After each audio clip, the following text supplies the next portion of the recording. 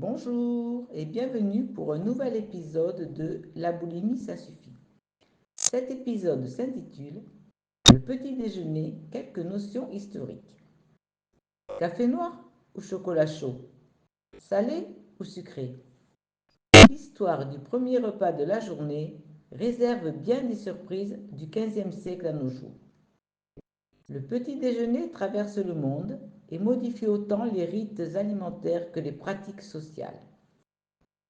Bonjour, je n'ai rien mangé au petit déjeuner. Ce reproche adressé aux enfants, mais aussi aux parents surveillés par leur diététicien, témoigne des dérèglements de nos rituels alimentaires. Ces rituels qui gouvernent notre premier repas de la journée semblent immuables et universels. En réalité, ils datent de 3 siècles, car le déjeuner est devenu petit quand le monde remplissait les tasses européennes avec des denrées exotiques venues des 3 autres parties du monde, l'Asie pour le thé, l'Amérique pour le café, l'Afrique pour le chocolat. Le petit déjeuner est le premier repas à s'être mondialisé dès le XVIIIe siècle. L'histoire du petit déjeuner. Faire l'histoire du petit déjeuner, c'est passer à table et se demander à quel moment et pour quelles raisons sociales et économiques les femmes et les hommes se sont mis à manger ou à boire telle ou telle boisson de bon matin, puis manger au fil de la journée. C'est une donnée changeante au cours de l'histoire et il faut donc s'intéresser au rythme qui scande les journées. Tout au long du XVIIIe et XIXe siècle, les horaires des repas se décalent et changent de nom en France. Particulièrement, le dîner, pris autrefois à midi, glisse vers la fin de l'après-midi. Le souper, quant à lui, est pris au milieu de la nuit et le déjeuner se décale à midi. Dès lors, le repas pris au lever prend le nom de petit déjeuner. Déjeuner désigne le premier repas de la journée, c'est-à-dire celui qui rompt le jeûne. Déjeuner, l'étymologie est d'ailleurs la même dans beaucoup d'autres langues. En espagnol, desayuno, en anglais, breakfast, rompre le jeûne. D'autres langues préfèrent dire le premier ou nouveau repas de la journée. La consommation de thé, de café et de chocolat coïncide avec l'arrivée de la porcelaine de Chine au début du XVIIIe siècle dans des navires des compagnies des Indes qui apportent le thé. La tasse est un objet plus ancien. Elle est arrivée avec le café au XVIIe siècle de la Méditerranée. Au milieu du XVIIIe, vers 1740 en fait, les Européens vont faire des tasses avec une anse et la sous-tasse. Cet ensemble, typiquement européen pour boire à l'européenne, le thé, le café ou le chocolat.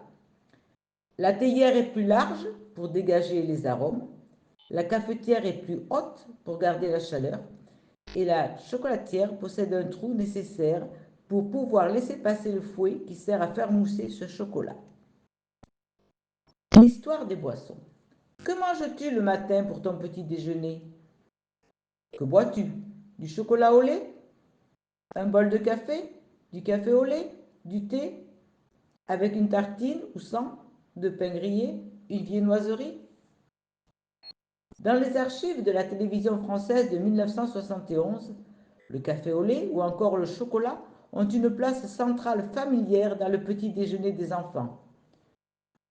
Or, le triptyque café, chocolat, thé, désormais identifié comme des boissons bues au réveil, est loin d'avoir été une évidence. En Europe, le café, le chocolat et le thé viennent de loin, de très loin. Le cacaoyer est un arbre d'Amérique, le théier est un arbuste asiatique et le caféier un arbre africain.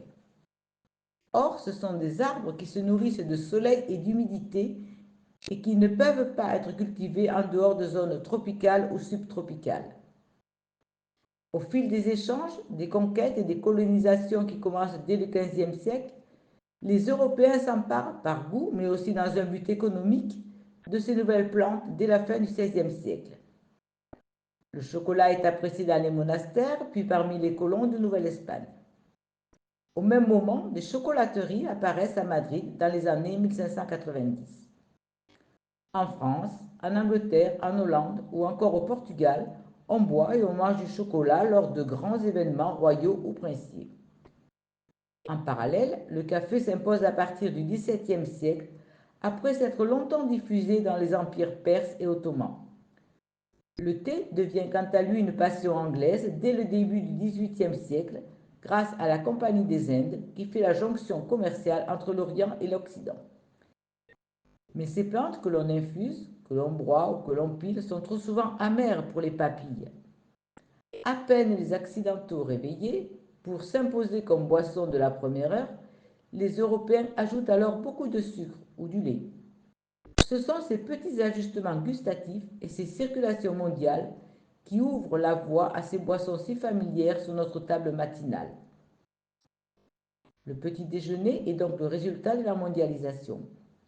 Les Européens associent trois boissons venues de trois parties du monde différentes, l'Asie, l'Afrique et l'Amérique, qu'ils regroupent dans une même pratique, boire chaud dans des tasses. Dans tous les cas, ils y mettent du sucre qui, jusqu'au XIXe siècle, est issu d'une autre plante tropicale, la canne à sucre.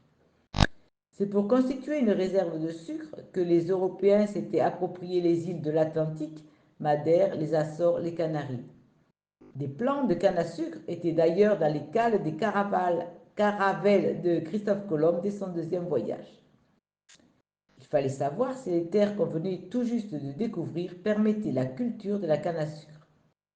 Et les Antilles se réveillent immédiatement propices aux plantations. La traite négrière suit de peu. Cela dit, les plantations en Amérique n'en étaient encore qu'au balbutiement à la fin du XVIIe siècle. C'est avec l'explosion de la consommation européenne de thé, de café et de chocolat, et surtout de sucre au XVIIIe siècle, que les plantations se multiplient. Le petit déjeuner y contribue beaucoup. La consommation devient populaire à la fin du XVIIIe siècle et se généralise au XIXe, portée par l'évolution de la société. On oublie l'importance primordiale de certains objets tant ils sont devenus quotidiens.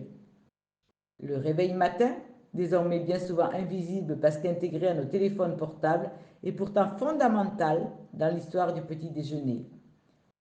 Le réveil mécanique réglable apparaît en 1847, diffusé dans le monde occidental. Il s'impose rapidement comme le symbole de la révolution industrielle, car il faut se lever à heure fixe pour maintenir les cadences et les rythmes d'un monde qui s'industrialise, où la production demande une meilleure optimisation du temps des ouvriers et des travailleurs. Dès lors, la sonnerie du réveil matin indique qu'il est temps de se lever et de commencer la journée par un repas.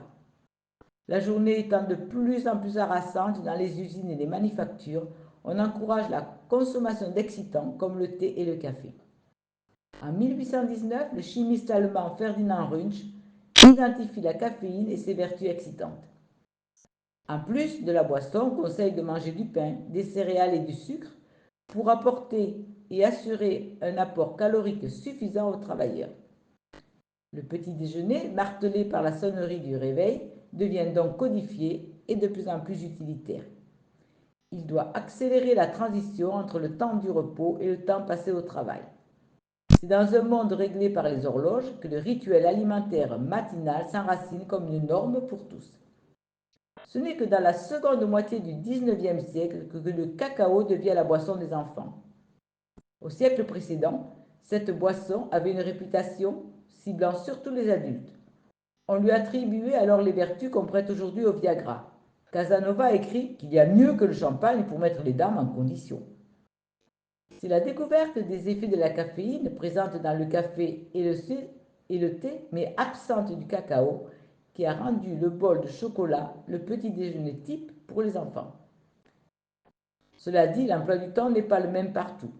En Europe du Nord, le petit déjeuner est plus copieux, souvent plus tardif. Il inclut des mets salés. En revanche, il est minimaliste dans l'Europe méditerranéenne où on boit juste, souvent, une tasse de café en tout début de matinée. Plus tard, l'industrie agroalimentaire va devenir tout au long du XXe siècle et accélérer la démocratisation des produits consommés au petit déjeuner, le rendant le plus souvent mondialisé et standardisé. Thomas Lipton et la Kellogg's Company inventent et commercialisent des pétales de céréales cuites dès 1906, ouvrant la voie aux paquets de céréales devenu l'emblème du petit déjeuner fortifiant. Alors, jusqu'à la fin du XXe siècle, les autres repas se sont lentement mondialisés, ponctués maintenant de tacos et de sushis, etc. Le petit déjeuner, lui, a peu changé, car il était déjà et depuis longtemps mondialisé, depuis l'arrivée des plantes tropicales au XVIIIe siècle jusqu'à l'industrialisation à la fin du XIXe siècle. Il a peu changé jusqu'à ces dernières années, avec des pratiques décalées comme le brunch, mais cela reste plutôt l'apanage des matinées dominicales. Aujourd'hui, le repas matinal des jeunes occidentaux devient de plus en plus individualisé, déstructuré, lieu de combinaison personnelle, sous la contrainte de choix éthiques, comme le lait d'amande pour ne pas consommer un produit animal, ou de choix diététiques, autour de cocktails de plus en plus complexes, avec des graines diverses comme le sarrasin, le lait. Même si le petit déjeuner classique, fondé sur l'une des trois boissons historiques thé, café, chocolat, dans lesquelles sont trempées des tartines, des viennoiseries, continue de se perpétuer. Il semble clair aujourd'hui que les jours du petit déjeuner sont comptés. Il aura tout de même régné 3 siècles, où il se devait d'être répétitif, banal et peu inventif, tout en mettant en jeu tout un monde d'objets, de la tasse au grille-pain, au mousseur à lait et bien plus maintenant. Voilà, j'espère que cet épisode vous a plu. N'hésitez pas à cliquer sur le pouce.